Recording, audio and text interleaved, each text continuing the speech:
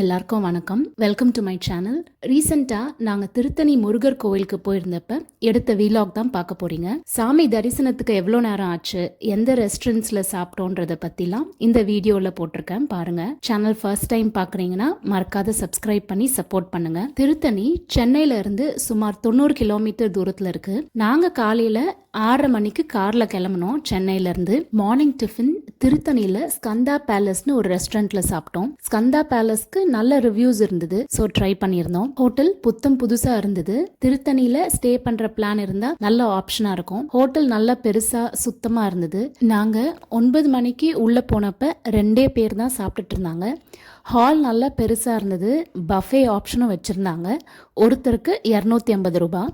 நாங்கள் buffet option choose பண்ணல. Order பண்ண டிஷ்ஷஸ்லாம் சீக்கிரமாக கொண்டு வந்துட்டாங்க. ஃபர்ஸ்ட்டு இட்லி ஒரு பிளேட் கொண்டு வந்தாங்க. 2 இட்லி வரும்னு நினச்சி ஆர்டர் பண்ணேன். ஆனால் 3 பெரிய திக்கான இட்லி வந்தது. இட்லி ரொம்ப சாஃப்டாக சாம்பார் சட்னியோட டேஸ்டாக இருந்தது.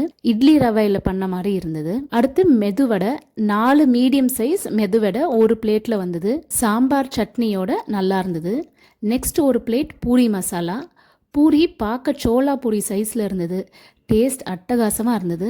என் பையனுக்கு ரொம்ப பிடிச்சிருந்தது. நெக்ஸ்ட் கீ நிறைய போட்டிருந்த பொங்கல் சாம்பார் சட்னியோட ரொம்பவே அருமையாக இருந்தது. குவான்டிட்டி சென்னையில் இருக்கிற மற்ற ரெஸ்டாரண்ட்ஸ்லாம் விட டபுள்னு தான் சொல்லணும். ஒரு டிஷ்ஷும் இவ்வளோ கொடுப்பாங்கன்னு தெரியாத ஒரு ஆனியன் ஊத்தப்பம் வேற ஃபர்ஸ்டே ஆர்டர் பண்ணியிருந்தோம். ஊத்தப்பம் சைஸ் அண்ட் டேஸ்ட் அடிச்சுக்க முடியல. ஃபைனலாக பில் அமௌண்ட் 577 ரூபாய் டேக்ஸோட. ரேட் ரொம்ப ரீசனபிள் தான் சொல்லணும். டேஸ்ட் குவாலிட்டி அண்ட் குவான்டிட்டிக்கு ரொம்பவே வர்த்தாக இருந்தது. சர்வீஸும் நல்லா இருந்தது. டிஃபன் முடிச்சதுக்கப்புறமா முருகர் கோயிலுக்கு கிளம்பிட்டோம். அங்கேருந்து காரில் 10 நிமிஷம் டிரைவ். நாங்கள் போனப்போ சஷ்டி அண்ட் நிறைய பேர் காவடியும் எடுத்துகிட்டு வந்துட்டு இருந்தாங்க.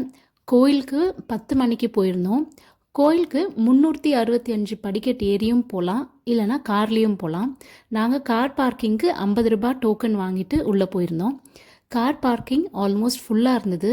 எப்படியோ ஒரு இடத்த பிடிச்சிட்டு கார் பார்க் பண்ணிவிட்டு கோயிலுக்கு நடக்க ஆரம்பிச்சிட்டோம். கூட்டம் ஜாஸ்தியாக தான் இருந்தது. ஃப்ரீ தரிசனம் லைன் ரொம்ப பெருசாக இருந்தனால ஸ்பெஷல் தரிசனத்தில் ஒரு ஆளுக்கு 100 ரூபாய் கொடுத்து உள்ளே போயிருந்தோம். ஸ்பெஷல் தரிசனமும் ரொம்ப கூட்டம் கம்மின்லாம் சொல்ல முடியாது. அன்னைக்கு ரொம்ப சூடாகவும் இருந்தது. அனல் தெரியாத இருக்க ஃபேன்லாம் போட்டிருந்தாங்க க்யூவில் நிற்கிறவங்களுக்கு.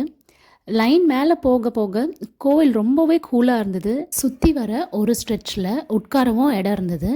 வயசானவங்களுக்கும் குழந்தைங்க வச்சுருக்கிறவங்களுக்கும் ரொம்பவே வசதியாக இருந்தது. முருகர் தரிசனம் முடிச்சுட்டு வெளியே வர 1.25 மணி நேரம் ஆச்சு. சஷ்டி அன்னைக்கு தரிசனம் பண்ணது ரொம்பவே திருப்தியாக இருந்ததுன்னு தான் சொல்லணும். நாங்கள் முடிச்சுட்டு ரிட்டர்ன் வரும்போது நிறைய கார்ஸ் பார்க்கிங்காக வெயிட் பண்ணிட்டு இருந்தாங்க.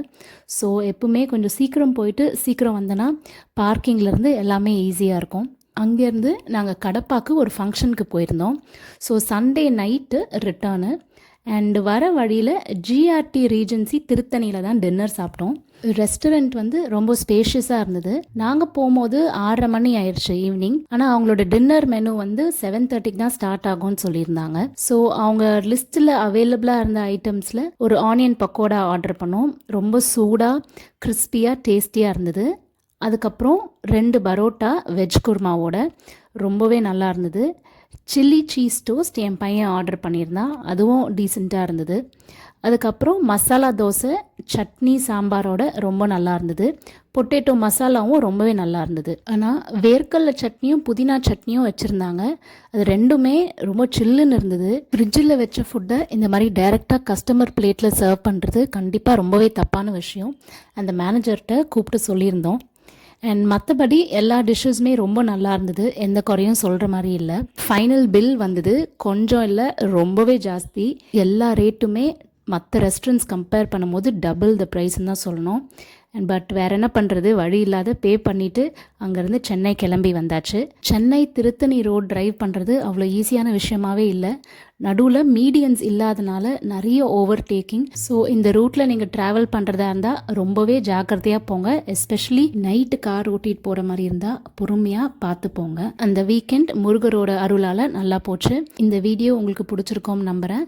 வீடியோ இது வரைக்கும் பார்த்ததுக்கு ரொம்ப நன்றி. வணக்கம்.